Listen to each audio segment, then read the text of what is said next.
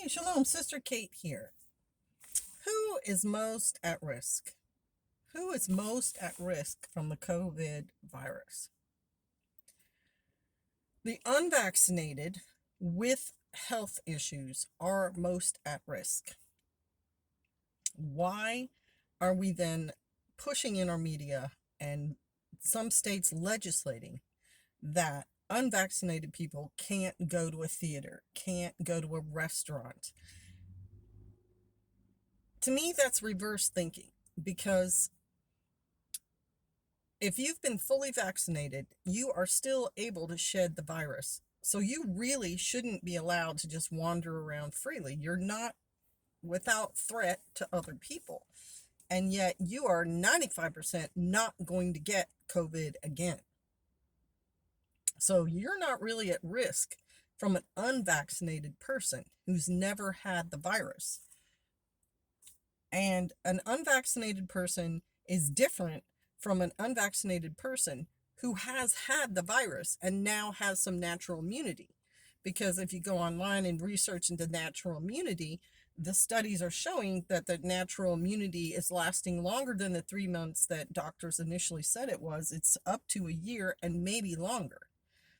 So people who've had COVID and have some immunity also were thought a year ago not to be shedding any virus and not to be possible to give COVID to anyone else. Now, a year later, some research is showing that it's possible, but it's not a huge amount that people who have had COVID and have immunity could be giving it to other people. 100% vaccinated people with both shots are still showing to shed virus and to be possibly giving it to other people. So 100% vaccinated people are not without risk to others. So if there's to be a lockdown or if there's to be a card, it shouldn't be just directed at the people most at risk from catching COVID. It should be for anyone who has symptoms and anyone who is sick, because those people are the ones who are going to be spreading the virus like mad.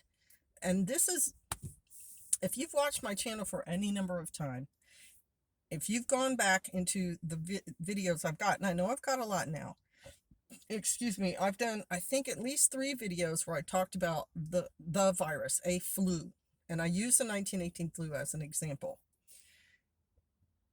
The 1918 flu lasted 2 years long from when they started detecting it, and in its early stages, it was very mild. But every time there was a season change, it mutated, and then the mutation showed up very strongly. So it went from the mild phase to a deadly phase in one of its mutations, and then the next wave was just as bad. It was spring and fall, spring and fall. And by the end of the 2 years, everyone had either had it and survived it and now was immune, had natural immunity, or had been killed by it, or had avoided it completely, quarantined themselves so that they never got it. But by the end of the second year, it's kind of, I won't say burned out because it was still around now, it's H1N1, but that the bulk of everything that happened in that 2 year period. And we're only 1 year into COVID. No, we're a year and a half into COVID, I guess. Yeah, December 2020. So, no, because we're only September 21. Yeah.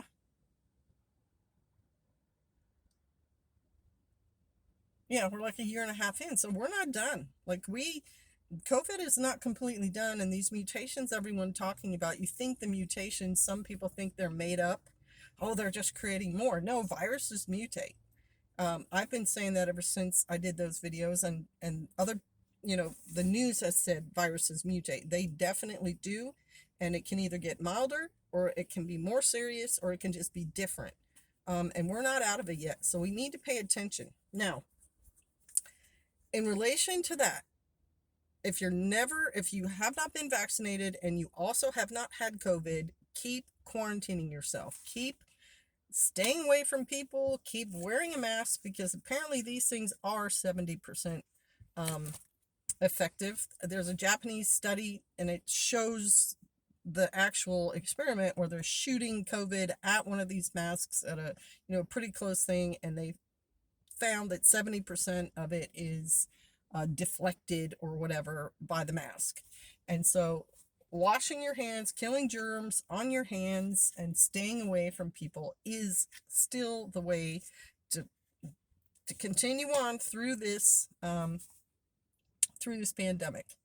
And I saw was online last night. Gray Man Prepping had done a live stream where he invited a Canadian prepper, Homestead Oz Lynn, and Guardian Citizen or Citizen Guardian from South Africa. Each country is dealing with the pandemic in its own way and stressing different things.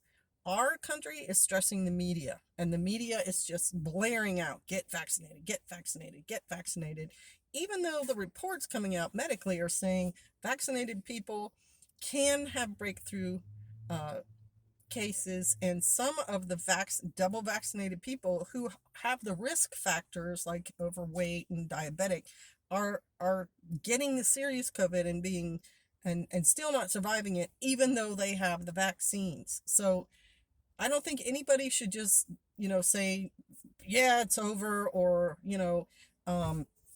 I can just do whatever I want. I think you still want to pay attention to what's happening with this pandemic, and continue to do your own research, to look for medical studies, to make decisions based on the idea that we're not out of it yet. And if you want to protest, if you're in, say, France and you don't like the passport idea, go protest, stand up for your rights. Something else Lynn said that I thought was really important, and Gray Man reiterated, and a person on Instagram, Ensela, said yesterday, another one of those cases of synchronicity. Now's a really good time to have family around. And they meant community, neighborhood, whatever, not just your biological family, but just your church group, your Boy Scout group. Because the stress of this thing is making people act really strangely. And it's a blessing to have a group of people where you can agree on, what you're thinking about this and how you want to react to it, and you're prepping for it and so on. It's just a blessing to have people who care, because at least Ensela said, I don't even know if that's a man or a woman, I'm assuming it's a woman, people this she had known for years were acting crazy over this vaccine. So it's still hunker down time, y'all. Don't give up. Stick to your guns and keep your head down. That's my advice. All right, bless you. Shalom.